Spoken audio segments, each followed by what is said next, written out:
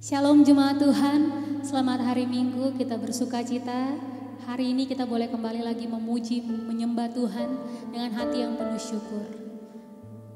Mari kita siapkan hati kita mau menyembah Dia, Allah yang mengasihi kita. Terima kasih Tuhan.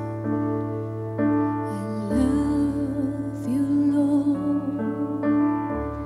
and I lift my voice to worship you, oh my soul.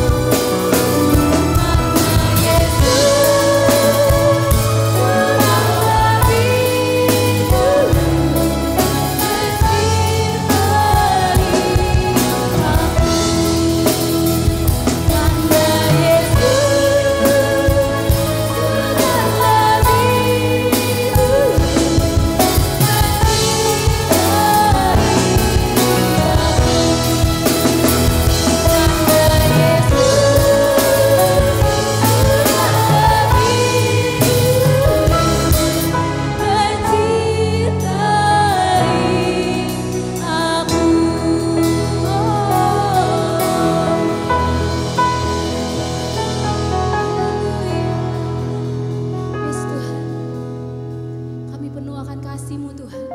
Kami penuh akan cinta-Mu Tuhan. Dan oleh karena itu kami tidak takut. Oleh karena itu kami berani. Oleh karena itu Tuhan kami bersuka cita dalam setiap keadaan dan kondisi kami Tuhan. Kami tahu bahwa Engkau cukup bagi kami. Dan Engkau merencanakan yang terbaik bagi kami Tuhan Yesus. Dengan hati yang penuh dengan sukacita, sama-sama jemaat Tuhan, mari kita katakan amin. Haleluya, puji nama-Mu Tuhan. Sebab kami tahu Engkau Tuhan yang memberikan sukacita yang sejati bagi kami.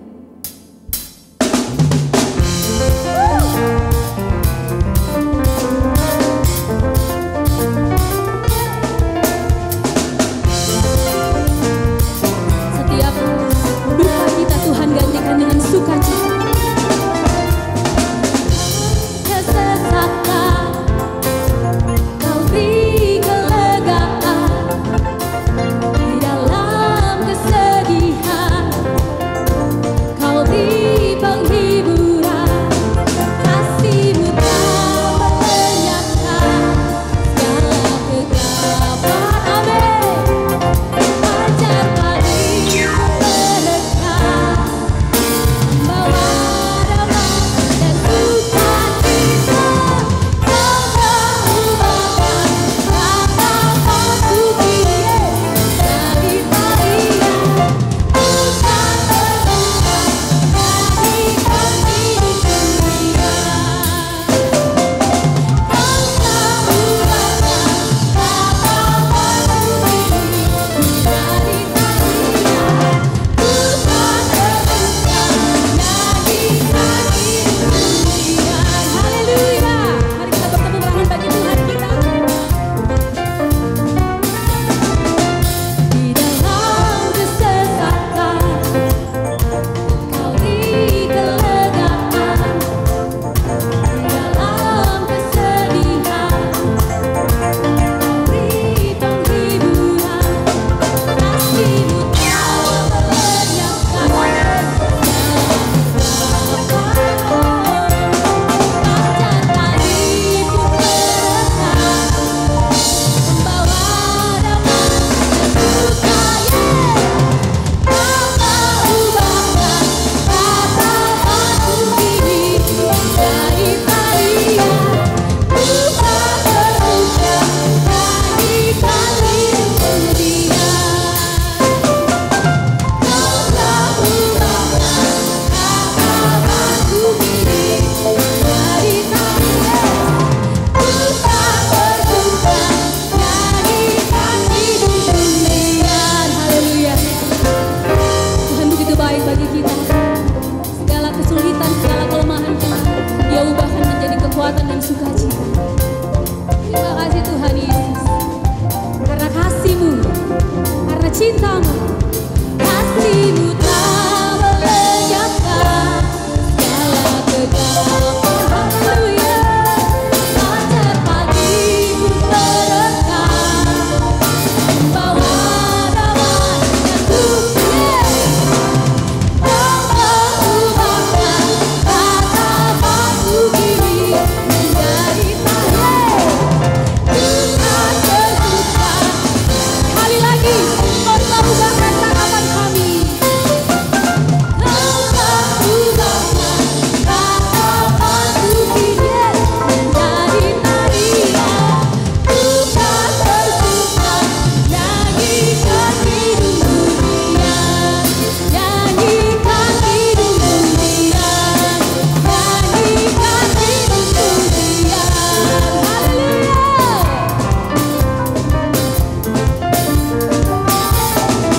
Yeay, puji nama Tuhan. Terima kasih Tuhan Yesus. Mari jemaat Tuhan, kita siapkan hati kita sebab kita tahu Dia Bapa yang setia. Dan Dia Bapa yang selalu ada buat kita. Dia memenuhi segala kebutuhan kita. Dia tahu segala yang terbaik buat kita. Dan Dia Allah yang setia.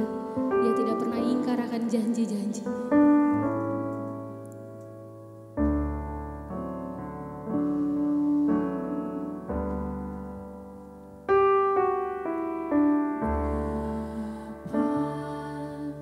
Kau setia.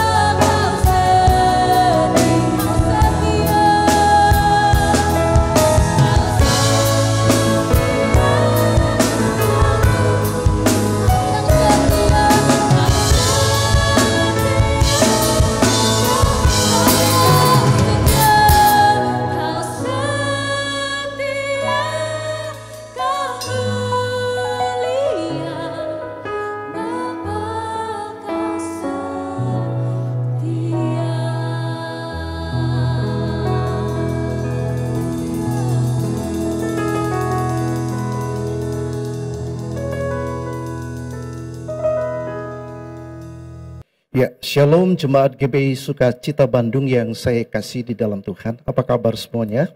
Saya percaya kita semua ada dalam keadaan sehat dan dalam keadaan pemeliharaan Tuhan yang sempurna. Spesial khusus buat orang tua kita, Bapak Pendeta Bersih Tarigan dan Ibu, serta Bapak Samuel Tarigan dan Ibu. Saya mengucapkan terima kasih atas kepercayaan yang diberikan kepada saya untuk menyampaikan berkat firman Tuhan pada minggu ini. Nah, Bapak Ibu Saudara yang kekasih dalam Tuhan, tema yang dititipkan kepada saya untuk saya sampaikan adalah diselamatkan dan dibenarkan oleh anugerah-Nya. Nah, Bapak Ibu Saudara, sebelum seseorang itu diselamatkan, ia harus terlebih dahulu dibenarkan oleh Allah dan dibenarkan di hadapan Allah. Nah, pertanyaannya adalah, mungkinkah seseorang manusia itu benar di hadapan Allah? Mari kita temukan jawabannya di dalam kitab suci kita, yaitu di dalam Alkitab kita yang terdiri dari 66 kitab, 39 kitab Perjanjian Lama dan 27 kitab Perjanjian Baru. Dan di dalam kitab Ayub, ayat ini berkata, khususnya Ayub 4 ayat yang ke-17, banyak sekali dalam kitab Ayub yang menceritakan tentang seseorang manusia itu tidak mungkin benar di hadapan Allah. Ini salah satu ayat saja yang saya kutip.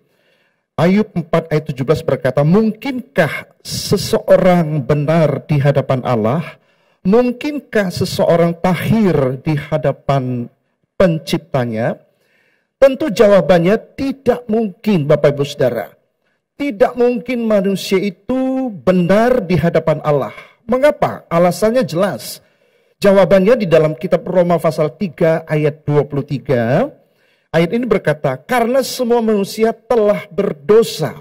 Oleh akibat dosa, semua telah kehilangan kemuliaan Allah. Dan akibat dosa, semua manusia berada di bawah penghukuman.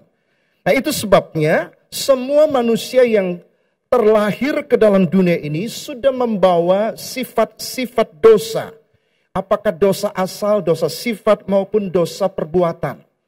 Itu sebabnya sifat-sifat dosa ini yang nantinya akan melahirkan perbuatan-perbuatan dosa dalam setiap manusia.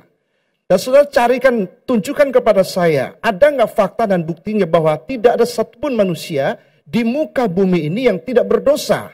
Nah, itu sebabnya di dalam kitab Ayub pasal yang ke-4 ayat 17, untuk meyakinkan kita, mungkinkah seseorang manusia benar di hadapan Allah? Mungkinkah seseorang tahir di hadapan Allah? Di hadapan penciptanya? Jawabannya tidak mungkin. Apalagi kalau kita membaca dalam kitab Roma pasal 3 ayat yang ke-10. Seperti tertulis, tidak ada yang benar, seorang pun tidak.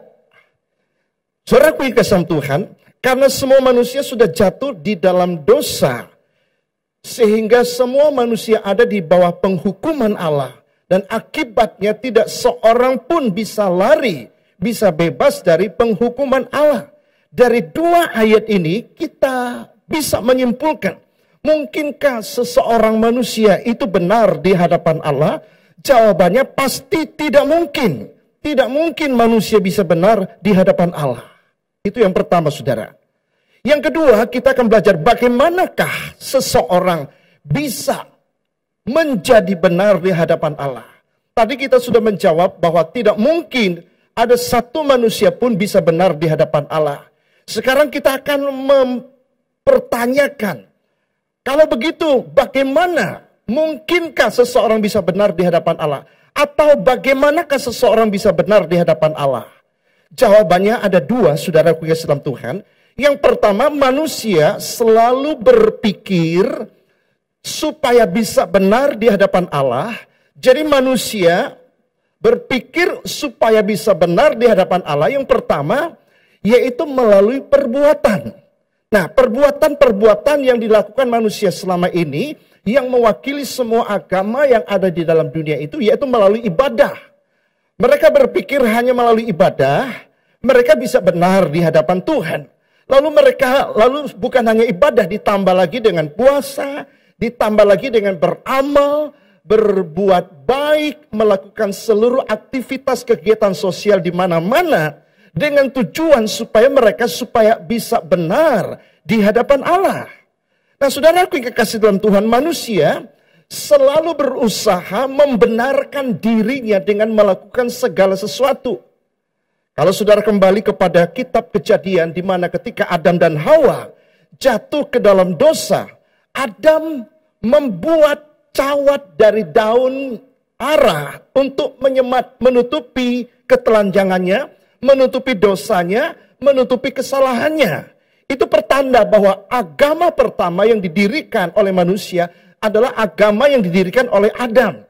Dan itu menunjukkan bahwa dia coba berusaha untuk menutupi dosanya sendiri, menutupi ketelanjangannya sendiri dengan usaha-usaha perbuatannya sendiri. Nah, itulah agama. Agama adalah usaha manusia untuk mencapai Allah. Usaha manusia supaya benar, supaya berkenan, supaya bisa diselamatkan di hadapan Allah. Jadi membenarkan diri sendiri melalui perbuatan-perbuatan baik, jelas tidak mungkin berkenan kepada Allah. Artinya, saudara, perbuatan baik manusia tidak akan pernah mencapai standar kebenaran, standar kekudusan Allah.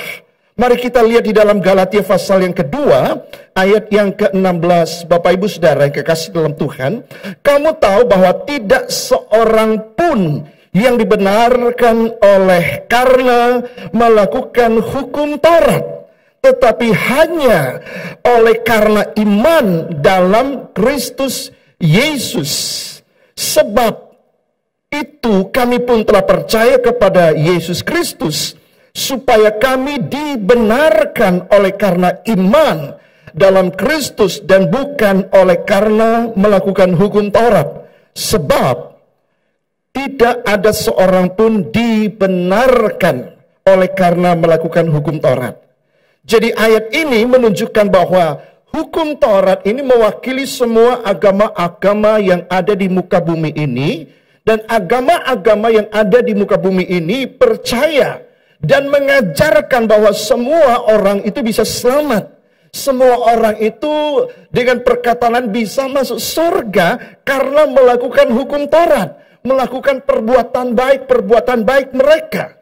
Tetapi Alkitab berkata, khususnya ayat ini menjelaskan kepada kita, tidak seorang pun bisa dibenarkan. Tidak seorang pun, artinya tidak ada pengecualian. Yang namanya manusia tidak bisa dibenarkan. Karena apa? Karena melakukan hukum Taurat. Jadi jelas, saudaraku yang kekasih, agama manapun yang memberikan pengajarannya bahwa dengan perbuatan baik, amal, dengan beribadah, berpuasa dan sebagainya, mereka berharap bisa diselamatkan, mereka berharap bisa dibenarkan di hadapan Allah. Jadi ayat ini menyangkalnya, ayat ini menangkalnya, bahwa jelas dalam kitab Galatia pasal 2 ayat 16 dikatakan tidak seorang pun bisa dibenarkan karena melakukan hukum Taurat.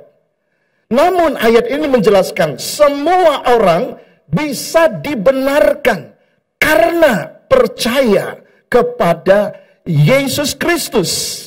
Saudara yang kekasih dalam Tuhan, sifat hukum Taurat adalah satu kesatuan. Artinya kalau kita satu saja yang kita langgar, satu saja hukum Taurat, kita tidak mampu melakukannya.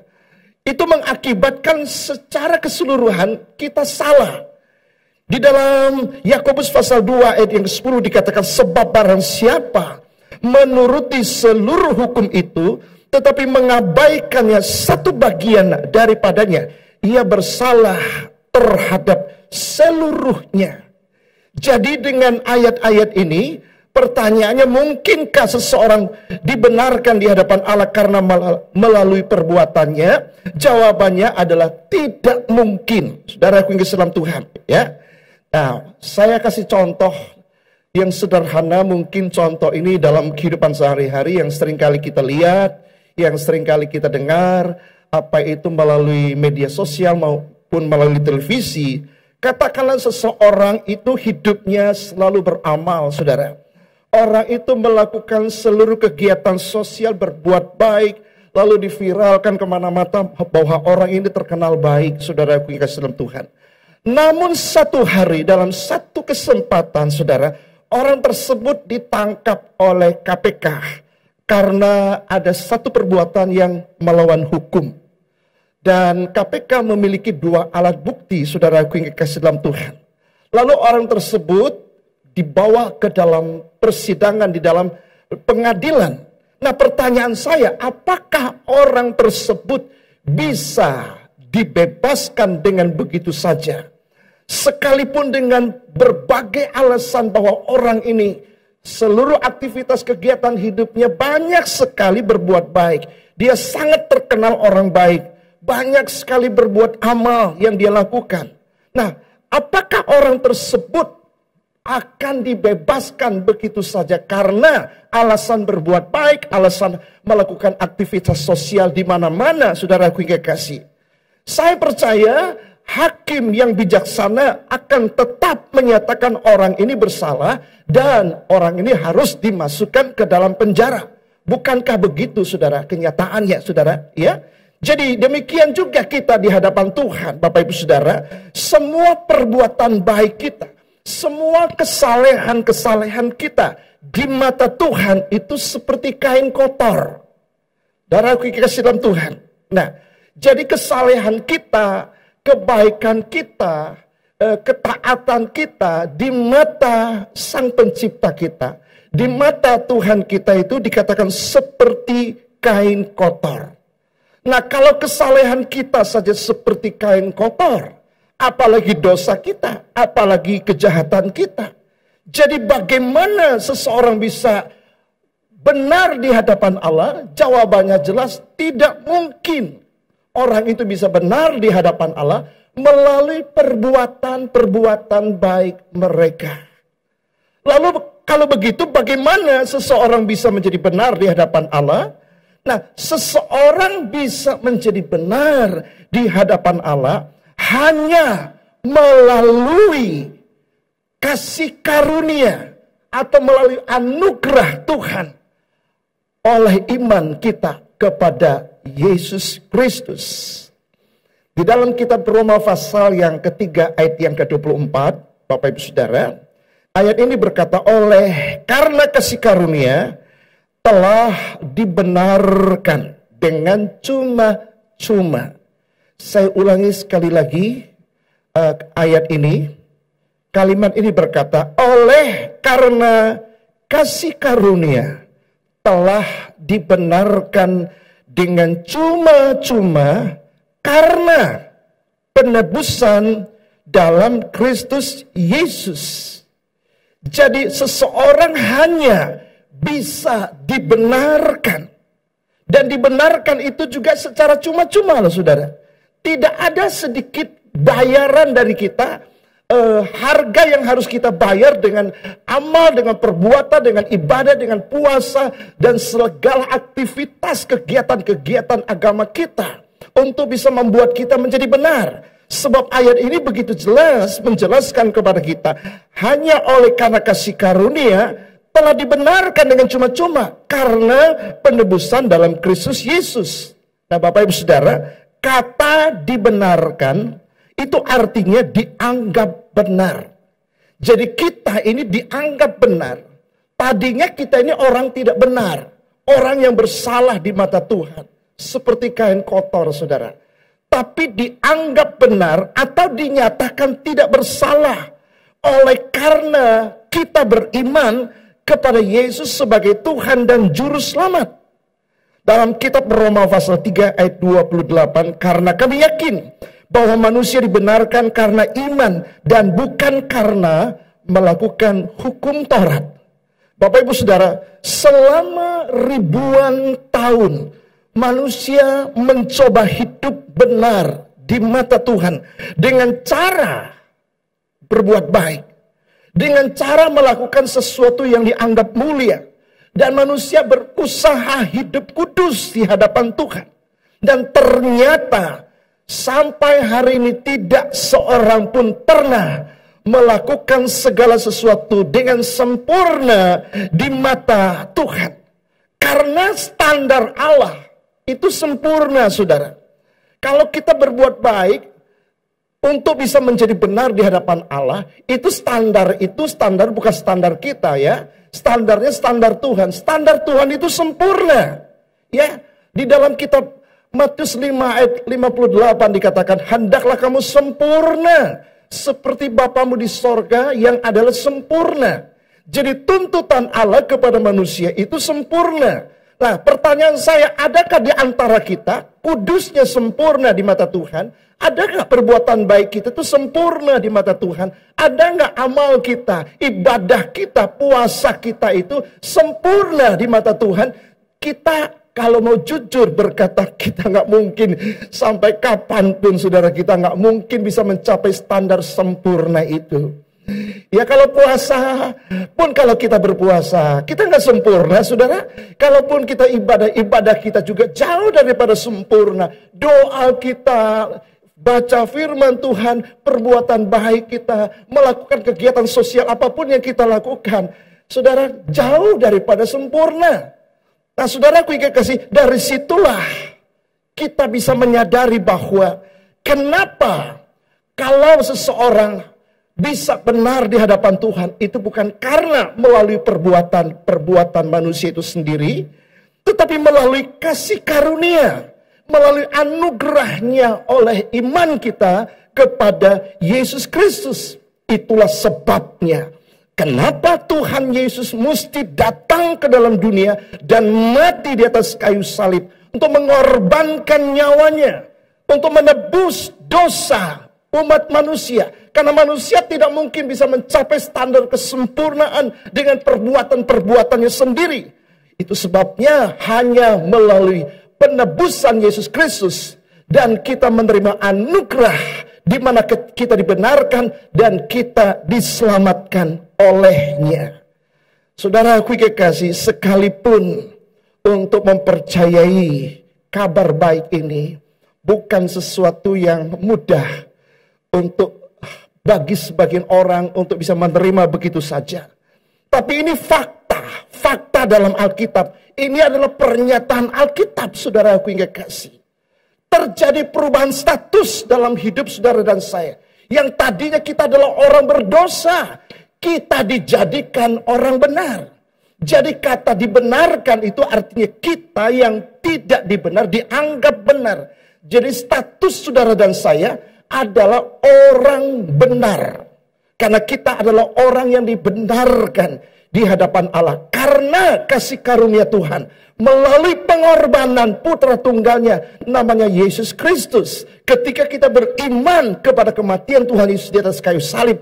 Maka kita yang tadinya tidak benar dianggap benar. Dinyatakan tidak bersalah di hadapan Allah Bapa. Oh haleluya, terpujilah Tuhan Yesus Kristus.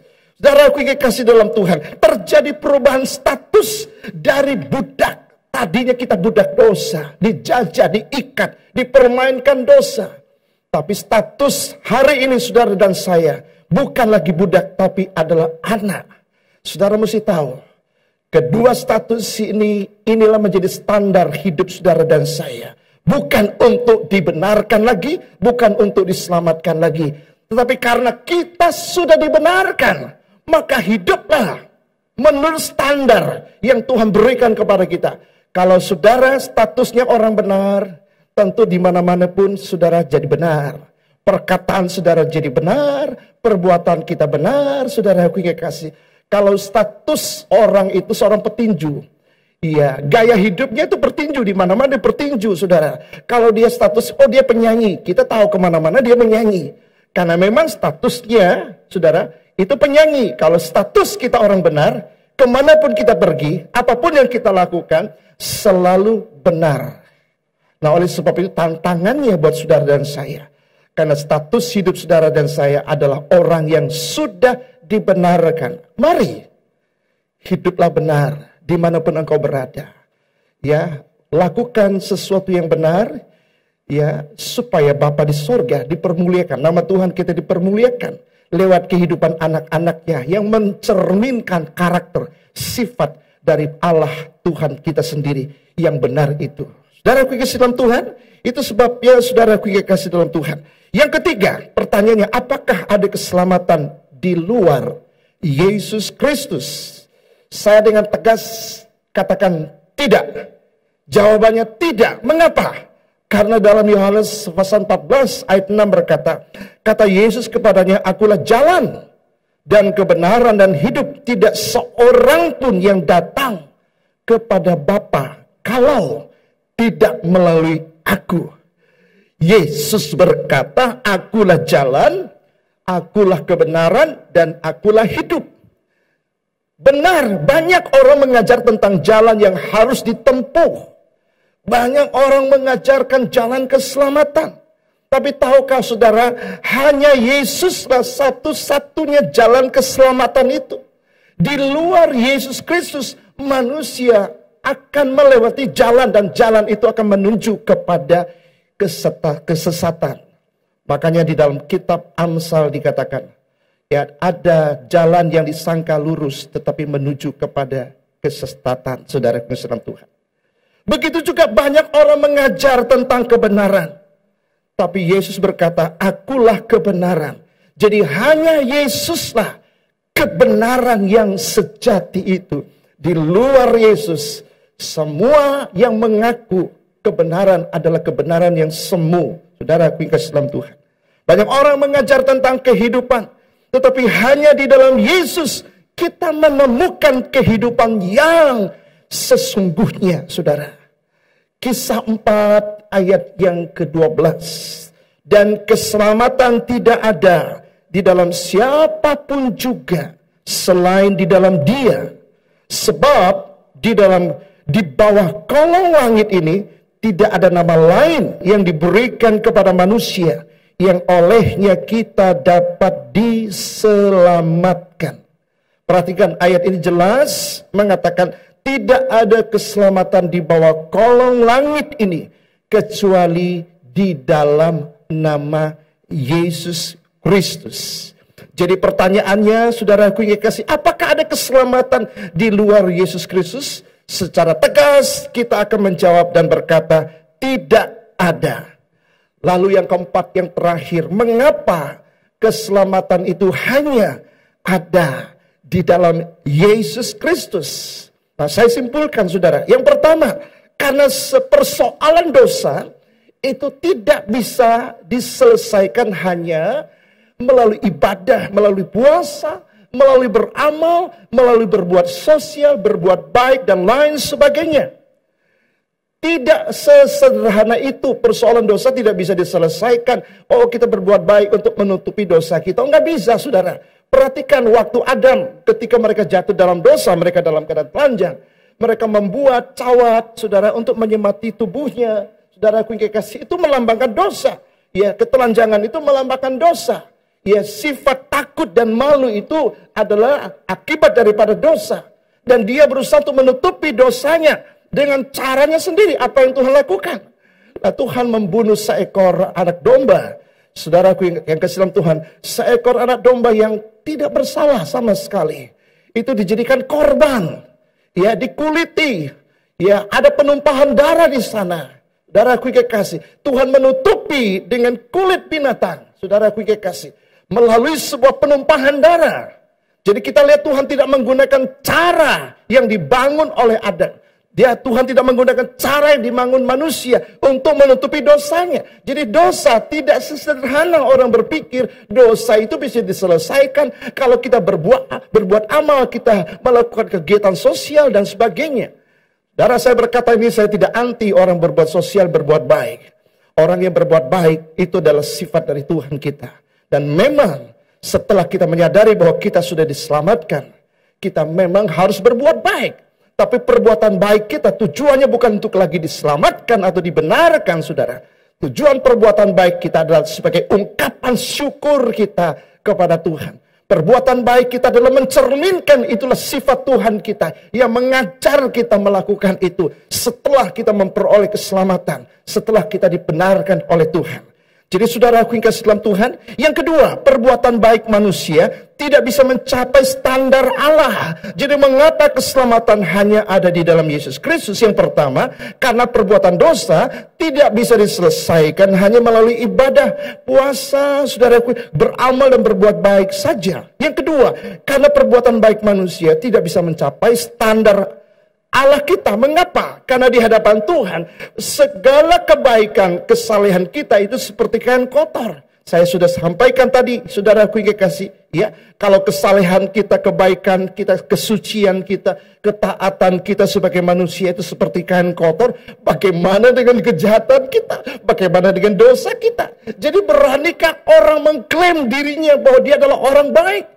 Ada nggak orang yang berani mengklaim dirinya orang suci? Orang yang bersih di hadapan Allah? Tentu tidak mungkin berani. Mengapa saudara? Karena setiap orang pasti menyadari di dalam dirinya ada dosa. Dosa mungkin masih dosa tersembunyi yang tidak diketahui orang. Mungkin ada dosa-dosa yang sengaja dilakukan, saudara yang kasih dalam Tuhan. Lalu mereka menutupi dosa itu dengan beramal, dengan berpuasa, dengan beribadah, dan macam-macam, saudara yang kasih dalam Tuhan.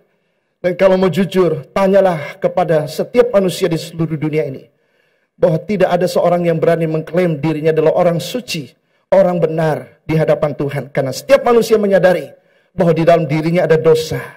Nah itu sebabnya saudara aku yang kasih dalam Tuhan, ya, mengapa keselamatan hanya ada di dalam Yesus Kristus? Karena perbuatan baik manusia tidak mungkin bisa mencapai standar kekudusan, kebaikan Allah yang Tuhan minta seperti itu. Bisakah manusia mencapai standar Allah dalam kekudusan, dalam kebaikan? Jawabannya pasti tidak bisa.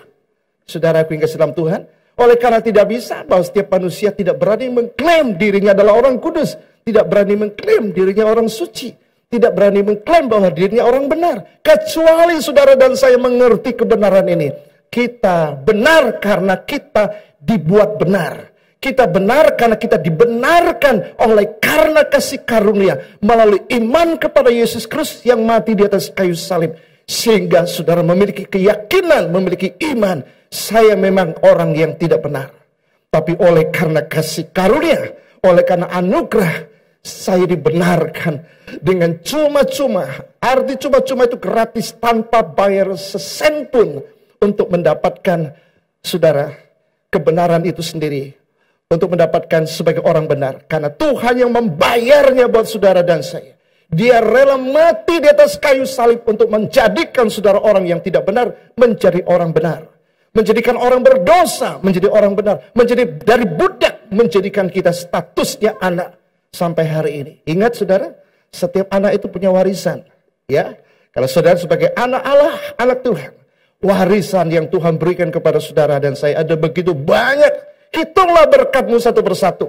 Sampai kapanpun kalau saudara jujur menghitungnya, saudara nggak akan pernah menghitungnya satu persatu. Saking terlalu banyak. Sehingga terlalu banyak alasan untuk kita mengagumi Tuhan kita. Sampai kapanpun kita nggak akan pernah berhenti memuji, menyembah, melayani Dia. Karena kita tahu bahwa kita sudah menerima anugerah Tuhan begitu limpahnya dalam hidup kita. Saudara yang kasih dalam Tuhan, dalam Yakobus 4 ayat 17 berkata, jika seseorang tahu bagaimana ia harus berbuat baik, tetapi ia tidak melakukannya, ia berdosa. Saudara yang kasih, jadi ayat ini menjelaskan kepada kita, ketika kita tahu apa yang harus kita lakukan, tetapi kita pasif, ya, kita tidak lakukan. Nah, itu pun berdosa. Jadi dosa itu bukan hanya aktif, sesuatu yang kita lakukan melanggar hukum. Ada dosa pasif. Kita tahu itu harus kita lakukan. Misalnya kita tahu, aduh, orang itu lagi susah ya. Tuhan gerakkan kita untuk menolong dia. Tapi kita tidak lakukan. Itu dosa loh saudara. Jadi kita melihat bahwa tidak ada seorang pun yang bisa berkata bahwa kita tidak berdosa. Nah, dosa upahnya adalah maut. Nah, itu sebabnya bagaimana cara mengatasi dosa itu? Tidak. Tadi kita sudah berbicara dan sudah banyak belajar, sharingkan tentang bahwa perbuatan kita tidak bisa mencapai standar Allah di mata Tuhan.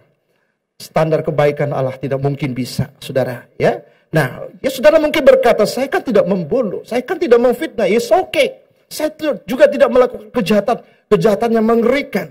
Tetapi saudara sekalipun tidak melakukan hal-hal seperti itu, tapi saudara tidak melakukan yang seharusnya saudara lakukan. Ya, ayat ini tidak seorang pun yang berani berkata bahwa saya tidak berdosa. Kalau kita tahu ada orang yang harus kita tolong, kita topang, kita bantu, ya, saudara tidak lakukan. Itu kan kita tahu apa yang harus kita lakukan, apa yang baik harus kita lakukan. Terlalu banyak orang di dunia ini, dia tahu dia harus lakukan, tapi dia tidak lakukan. Dan di mata Tuhan, kita adalah orang yang berdosa.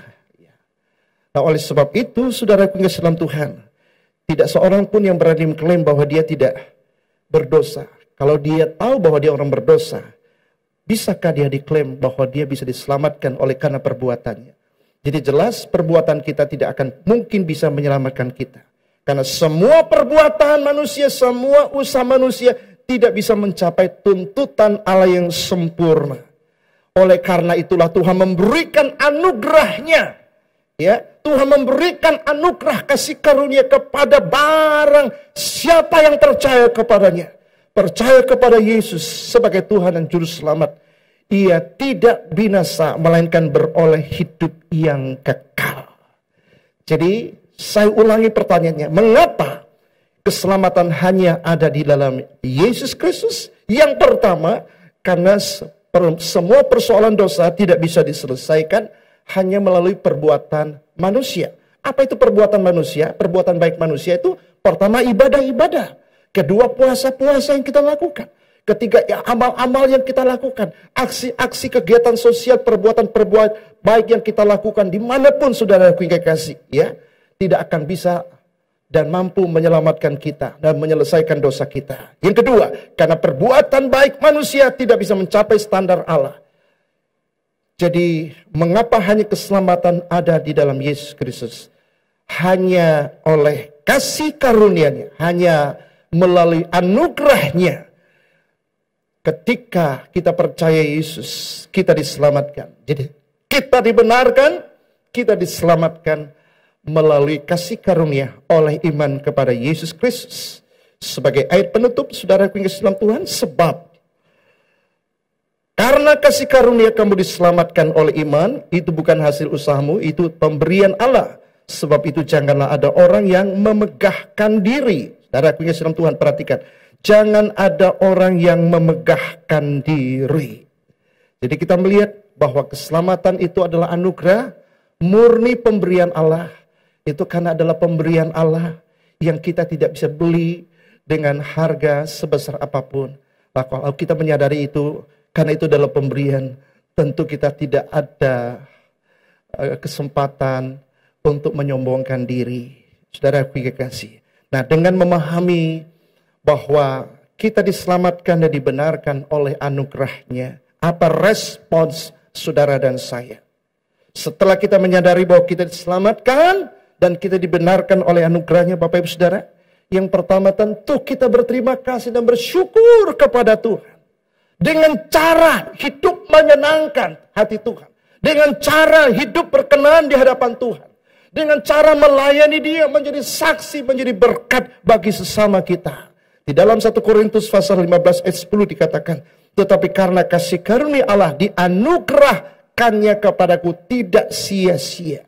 Saudara dan saya sudah menerima kasih karunia keselamatan dan kita dibenarkan, saudara. Apa kata Paulus? Respon Paulus itu yang pertama tidak sia-sia. Bagaimana cara Paulus mengaplikasikan tidak sia-sia? Dia berkata, aku telah bekerja lebih keras daripada mereka semua. Nah, ini respon Paulus selayaknya, sepantasnya kita mencontoh dan menirunya. Ya, cara supaya hidup ini tidak menyia-nyiakan kasih karunia yang kita peroleh dari Tuhan secara cuma-cuma adalah bekerja lebih keras dari siapapun. Saudaraku yang kekasih, ya. Nah, kerja keras yang bisa kita lakukan itu juga bukan karena imun kita yang kuat, bukan karena badan kita yang sehat, tapi kasih karunia yang menyertai kita. Kalau kita bisa bekerja keras lebih dari orang lain, kalau kita bisa melayani lebih hebat dari orang lain, kalau kita bisa bersaksi lebih banyak dari orang lain, itu juga kita mesti rendah hati dan berkata, itu bukan karena saya semata-mata karena kasih karunia Tuhan yang menyertai saya lah, sehingga saya bisa lakukan ini dan saya bisa lakukan itu. Saya bisa memberi, saya bisa menolong orang, saya bisa melayani Tuhan. Semua semata-mata karena kasih karunia. Itulah saudaraku kekasih yang harus kita yakini dan harus kita imani dan harus kita lakukan apa yang kita tahu. Kiranya Tuhan memberkati kita semua, khususnya untuk Jemaat GBI Sukacita yang ada di Bandung. Selamat menjalani kehidupan ini bersama dengan Tuhan yang penuh dengan kasih karunia. Dan percayalah Tuhan tidak pernah meninggalkan kita sedetik jua pun dalam keadaan apapun. Dia selalu ada bersama dengan kita, bahkan dia ada di dalam kita. Sekalipun kita tidak melihatnya. Itulah iman kita. Tuhan memberkati kita semua. Shalom. Amin. Jemaat Tuhan, selamat hari Minggu. Tuhan Yesus memberkati kita semua.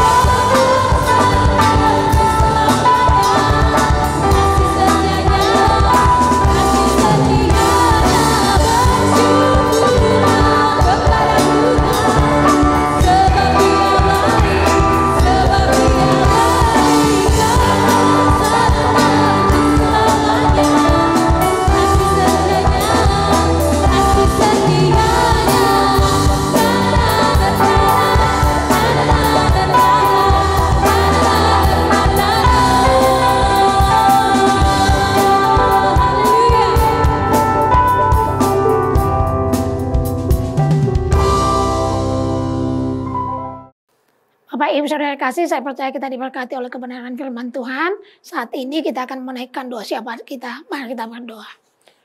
Kami sangat bersyukur buat kebaikan-Mu Tuhan yang kami rasakan di dalam persekutuan kami. Terima kasih Tuhan Yesus. Dan saat ini kami mau bersama-sama Tuhan untuk memberkati gembala kami yang Tuhan percayakan di jemaat ini, baik yang ada di daerah juga. Kami berdoa buat Bapak dan Ibu, Tuhan memberikan kekuatan, Tuhan memberikan hikmat, Tuhan memberikan umur yang panjang, kesehatan, supaya di dalam pelayanan yang Tuhan percayakan yang besar ini Tuhan, beliau boleh tetap kuat dan boleh terus menjadi saluran berkat-Mu. Terima kasih Tuhan juga memberkati baik untuk anak-anak bahkan cucu. Kami tahu Tuhan bahwa mereka di dalam perlindungan Tuhan, Tuhan memakai mereka juga boleh menjadi saluran berkat-Mu.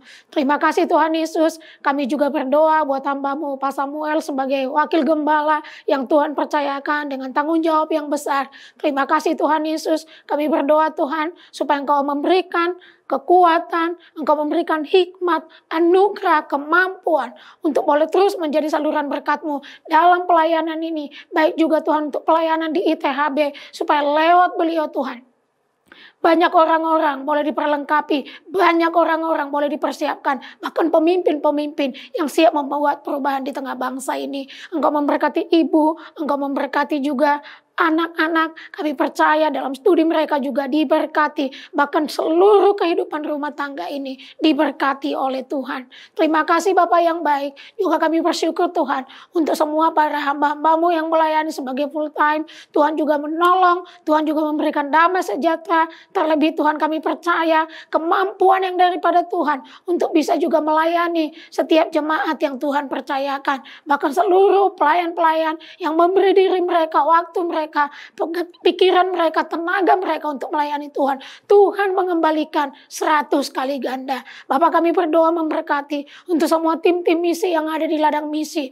Tuhan, kami percaya juga bahwa Engkau Allah yang menyediakan apapun yang mereka perlukan. Ada hikmat, ada kekuatan, ada sukacita yang boleh mengalir atas setiap hamba-hamba-Mu, bahkan semua jemaat-jemaat yang Tuhan percayakan. Kami percaya mereka boleh bertumbuh di dalam pengenalan akan Kristus, supaya di tengah seluruh kesulitan yang sedang terjadi saat ini, mereka tetap teguh, mereka boleh tetap menikmati kebaikan Tuhan, penyediaan Tuhan untuk rumah tangga, untuk usaha, untuk segala sesuatu di dalam hidup seluruh jemaat Tuhan. Sekali lagi memberkati juga baik TK, bahkan juga untuk ITHB yang ada di Bandung, kami menaruh seluruhnya ke dalam tangan Tuhan.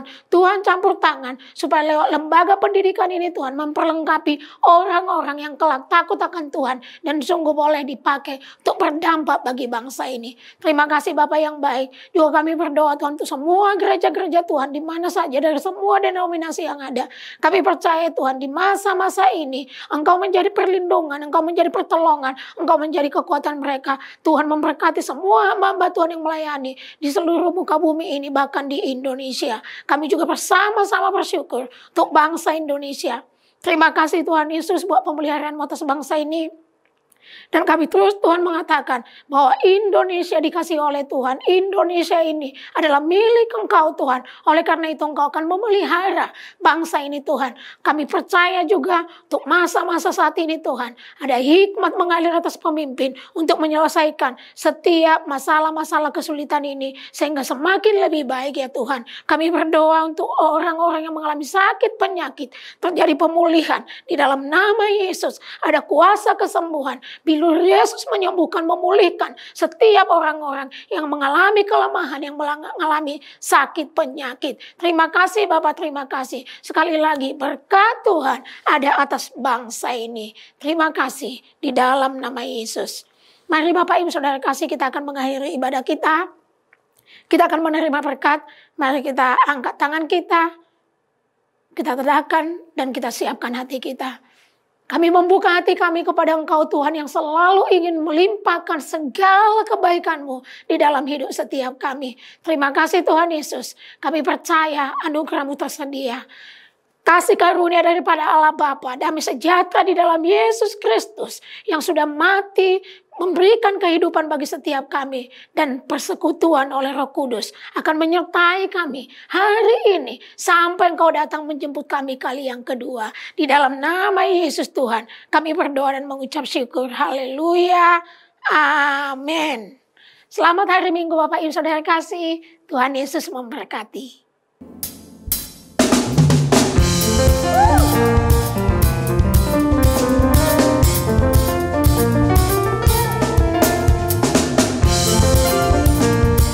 Setiap duka kita Tuhan gantikan dengan sukacita. Kesesatan Kau beri kelegaan di dalam kesedihan.